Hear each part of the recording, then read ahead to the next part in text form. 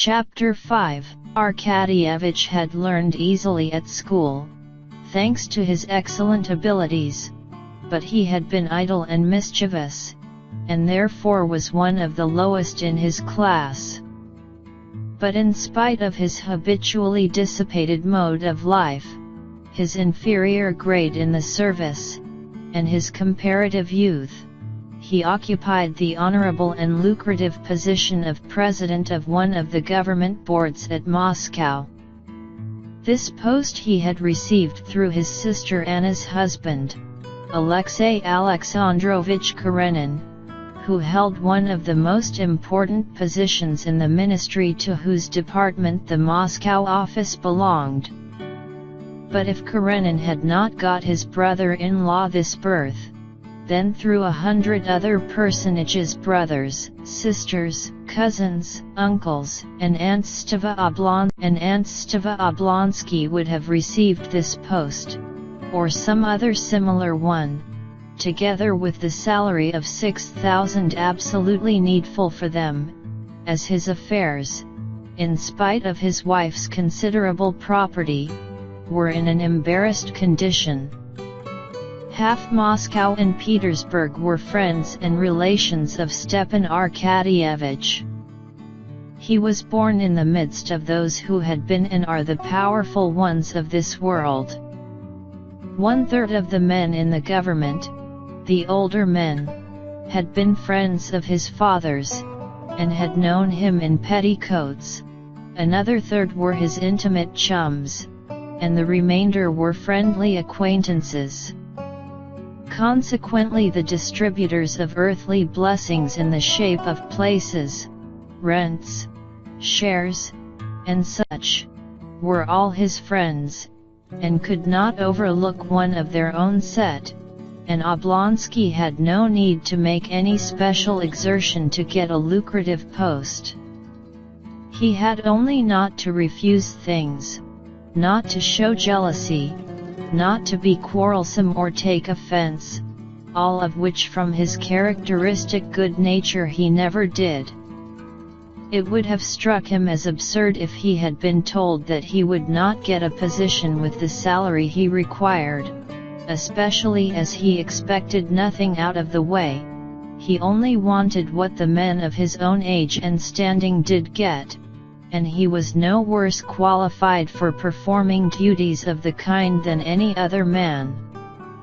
Stepan Arkadyevich was not merely liked by all who knew him for his good humor, but for his bright disposition, and his unquestionable honesty.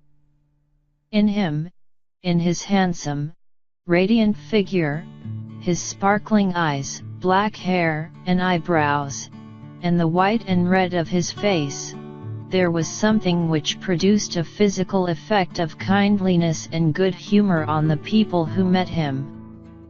Aha! Stava! Oblonsky!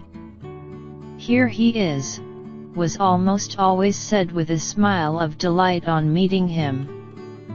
Even though it happened at times that after a conversation with him it seemed that nothing particularly delightful had happened, the next day, and the next, everyone was just as delighted at meeting him again.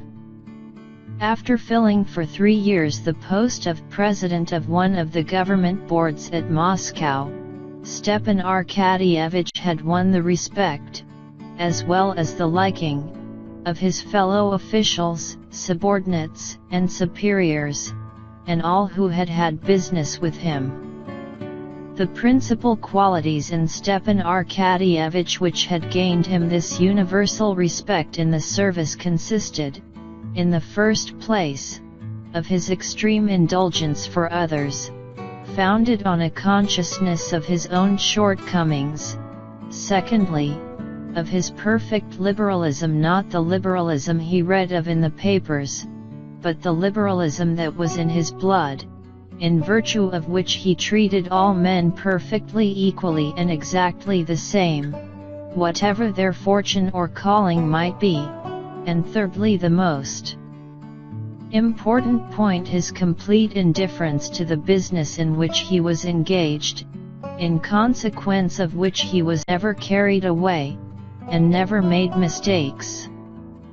On reaching the offices of the board, Stepan Arkadyevich, escorted by a deferential porter with a portfolio, went into his little private room, put on his uniform, and went into the boardroom.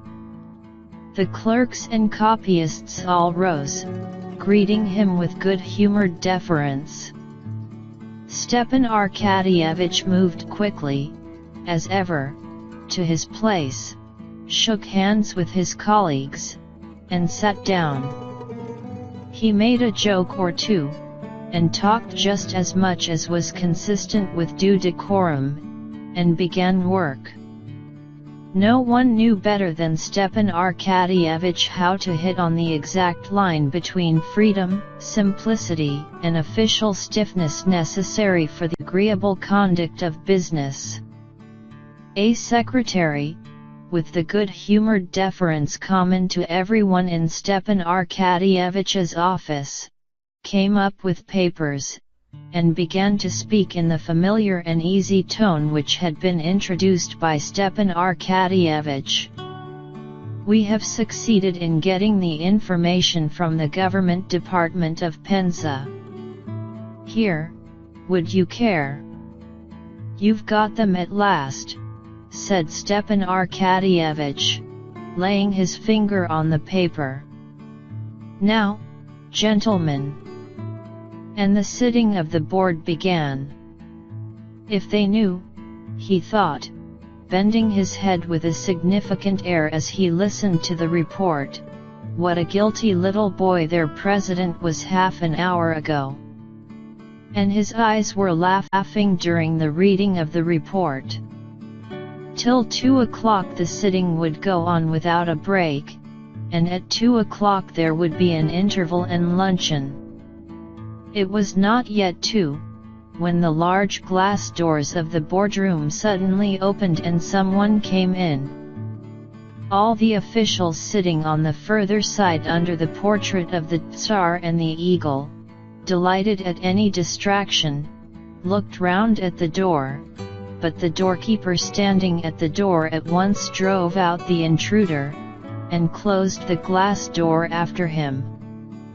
When the case had been read through, Stepan Arkadyevich got up and stretched, and by way of tribute to the liberalism of the times took out a cigarette in the boardroom and went into his private room. 2 of the members of the board, the old veteran in the service, Nikitin, and the Kammerjunker Grinevich, went in with him. We shall have time to finish after lunch, said Stepan Arkadyevich. To be sure we shall, said Nikitin. A pretty sharp fellow this Fomin must be, said Grinevich of one of the persons taking part in the case they were examining. Stepan Arkadyevich frowned at Grinevich's words, giving him thereby to understand that it was improper to pass judgment prematurely, and made him no reply. Who was that came in? He asked the doorkeeper.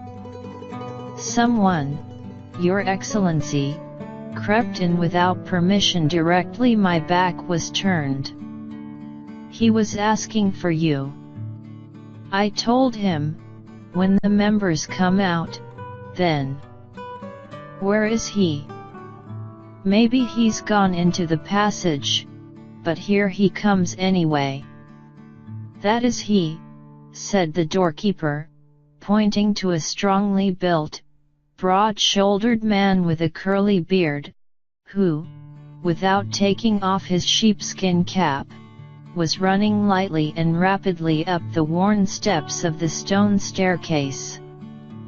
One of the members going down. A lean official with a portfolio stood out of his way and looked disapprovingly at the legs of the stranger, then glanced inquiringly at Oblonsky. Stepan Arkadyevich was standing at the top of the stairs. His good-naturedly beaming face above the embroidered collar of his uniform beamed more than ever when he recognized the man coming up. "Why, it's actually you, Levin, at last," he said with a friendly mocking smile, scanning Levin as he approached.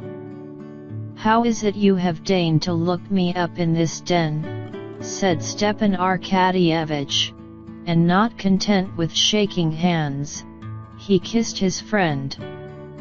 "Have you been here long?" "I have just come, and very much wanted to see you," said Levin, looking shyly and at the same time angry and uneasily around. "Well, let's go into my room," said Stepan Arkadyevich, who knew his friend's sensitive and irritable shyness, and, taking his arm, he drew him along, as though guiding him through dangers. Stepan Arkadyevich was on familiar terms with almost all his acquaintances, and called almost all of them by their Christian names: old men of 60, boys of 20, actors, ministers, merchants, and adjutant generals, so that many of his intimate chums were to be found at the extreme ends of the social ladder, and would have been very much surprised to learn that they had, through the medium of Oblonsky, something in common. He was the familiar friend of everyone with whom he took a glass of champagne, and he took a glass of champagne with everyone, and when in consequence he met any of his disreputable chums, as he used in joke to call many of his friends, in the presence of his subordinates, he well knew how, with his characteristic tact, to diminish the disagreeable impression made on them. Levin was not a disreputable chum, but Oblonsky, with his ready tact, felt that Levin fancied he might not care to show his intimacy with him before his subordinates, and so he made haste to take him off into his room. Levin was almost of the same age as Oblonsky. Their intimacy did not rest merely on champagne. Levin had been the friend and companion of his early youth. They were fond of one another in spite of the difference of their characters and tastes, as friends are fond of one another who have been together in early youth. But in spite of this, each of them, as is often the way with men who have selected careers of different kinds, though in discussion he would even justify the other's career, in his heart despised it. It seemed to each of them that the life he led himself was the only real life, and the life led by his friend was a mere phantasm. Oblonsky could not restrain a slight mocking smile at the sight of Levin. How often he had seen him come up to Moscow from the country where he was doing something, but what precisely Stepan Arkadyevich could never quite make out, and indeed he took no interest in the matter. Levin arrived in Moscow always excited and in a hurry, rather ill at ease and irritated by his own want of ease, and for the most part with a perfectly new, unexpected view of things. Stepan Arkadyevich laughed at this, and liked it. In the same way Levin in his heart despised the town mode of life of his friend, and his official duties, which he laughed at, and regarded as trifling. But the difference was that Oblonsky, as he was doing the same as everyone did, laughed complacently and good-humoredly, while Levin laughed without complacency and sometimes angrily. "We have long been expecting you," said Stepan Arkadyevich, going into his room and letting Levin's hand go as though to show that here all danger was over. "I am very, very glad to see you," he went on. "Well, how are you? When did you come?" Levin was silent, looking at the unknown faces of Oblonsky's two companions, and especially at the hand of the elegant Grinevich, which had such long white fingers, such long yellow filbert-shaped nails, and such huge shining studs on the shirt cuff, that apparently they absorbed all his attention, and allowed him no freedom of thought. Oblonsky noticed this at once, and smiled. "Ah, to be sure, let me introduce you," he said. "My colleagues, Philip Ivanitch Nikitin, Mikhail Stanislavich Grinevich," and turning to Levin, "a district councillor, a modern district councilman, a gymnast who lifts 13 stone with one hand, a cattle breeder and sportsman, and my friend, Konstantin Dmitrievich Levin, the brother of Sergei Ivanovich Kozhnishev." "Delighted," said the veteran. "I have the honor of knowing your brother, Sergei Ivanovich," said Grinevich, holding out his slender hand with its long nails. Levin frowned, shook hands coldly, and at once turned to Oblonsky. Though he had a great respect for his half-brother, an author well known to all Russia, he could not endure it when people treated him not as Konstantin Levin, but as the brother of the celebrated Kozhnishev. "No, I am no longer a district councillor. I have quarreled with them all, and don't go to the meetings anymore," he said, turning to Oblonsky. "You've been quick about it," said Oblonsky with a smile. "But how? Why? It's a long story. I will tell you some time," said Levin, but he began telling him at once. "Well, to put it shortly, I was convinced that nothing was really done by the district councils, or ever could be," he began, as though someone had just insulted him. "On one side it's a plaything, they play at being a parliament, and I'm neither young enough nor old enough to find amusement in playthings, and on the other side," he stammered, "it's a means for the coterie of the district to make money.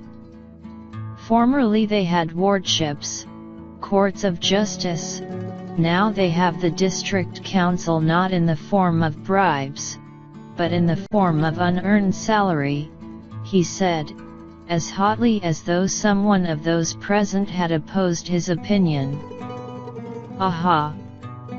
You're in a new phase again, I see, a conservative," said Stepan Arkadyevich.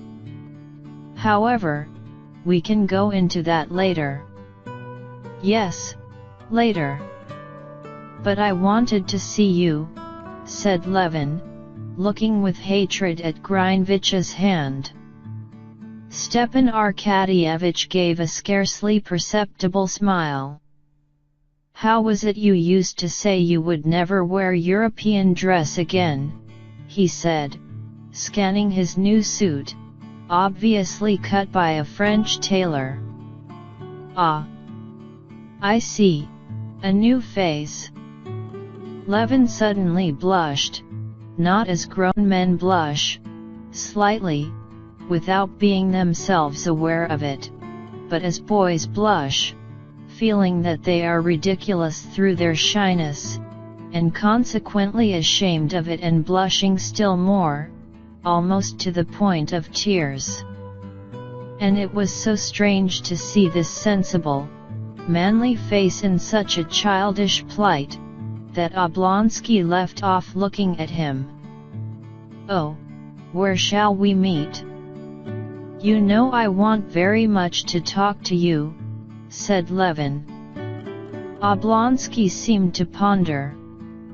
"I'll tell you what, let's go to Gurin's to lunch, and there we can talk. I am free till 3.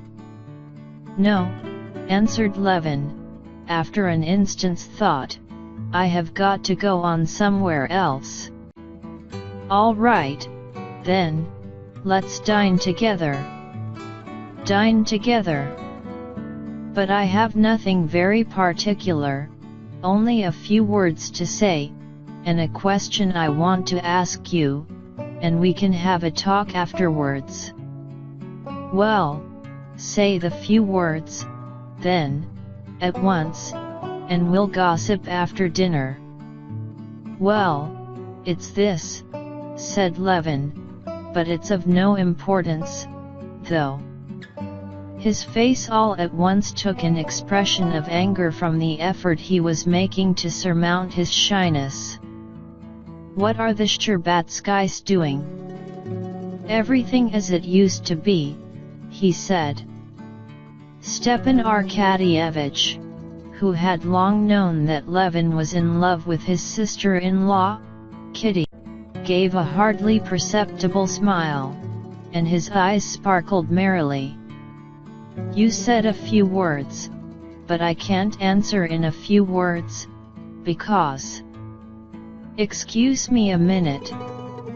A secretary came in, with respectful familiarity and the modest consciousness, characteristic of every secretary, of superiority to his chief in the knowledge of their business. He went up to Oblonsky with some papers, and began, under pretense of asking a question, to explain some objection. Stepan Arkadyevitch, without hearing him out, laid his hand genially on the secretary's sleeve. "No, you do as I told you," he said, softening his words with a smile, and with a brief explanation of his view of the matter he turned away from the papers, and said, "So do it that way, if you please, Zahar Nikitich." The secretary retired in confusion. During the consultation with the secretary, Levin had completely recovered from his embarrassment. He was standing with his elbows on the back of a chair, and on his face was a look of ironical attention. "I don't understand it, I don't understand it," he said. "What don't you understand?" said Oblonsky, smiling as brightly as ever, and picking up a cigarette. He expected some queer outburst from Levin. "I don't understand what you are doing," said Levin, shrugging his shoulders. "How can you do it seriously?" "Why not?" "Why, because there's nothing in it." "You think so, but we're overwhelmed with work." "On paper. But, there, you've a gift for it," added Levin. "That's to say, you think there's a lack of something in me." "Perhaps so," said Levin. "But all the same I admire your grandeur, and am proud that I've a friend in such a great person." "You've not answered my question, though," he went on, with a desperate effort looking Oblonsky straight in the face. "Oh, that's all very well. You wait a bit, and you'll come to this yourself. It's very nice for you to have over 6,000 acres in the Karazinsky district, and such muscles, and the freshness of a girl of 12, still you'll be one of us one day. Yes, as to your question, there is no change, but it's a pity you've been away so long." "Oh, why so?" Levin queried, panic-stricken. "Oh, nothing," responded Oblonsky. "We'll talk it over." "But what's brought you up to town?" "Oh, we'll talk about that, too, later on," said Levin, reddening again up to his ears. "All right. I see," said Stepan Arkadyevich. "I should ask you to come to us, you know, but my wife's not quite the thing. But I tell you what, if you want to see them, they're sure now to be at the Zoological Gardens from 4 to 5. Kiddie skates. You drive along there, and I'll come and fetch you, and we'll go and dine somewhere together." "Capital. So goodbye till then. Now mind, you'll forget, I know you, or rush off home to the country," Stepan Arkadyevich called out laughing. "No, truly." And Levin went out of the room, only when he was in the doorway remembering that he had forgotten to take leave of Oblonsky's colleagues. "That gentleman must be a man of great energy," said Grinevich, when Levin had gone away. "Yes, my dear boy," said Stepan Arkadyevich, nodding his head, "he's a lucky fellow. Over 6,000 acres in the Karazinsky district, everything before him, and what youth and vigor. Not like some of us. You have a great deal to complain of, haven't you, Stepan Arkadyevich?" "Ah, yes, I'm in a poor way, a bad way," said Stepan Arkadyevich with a heavy sigh. Yeah.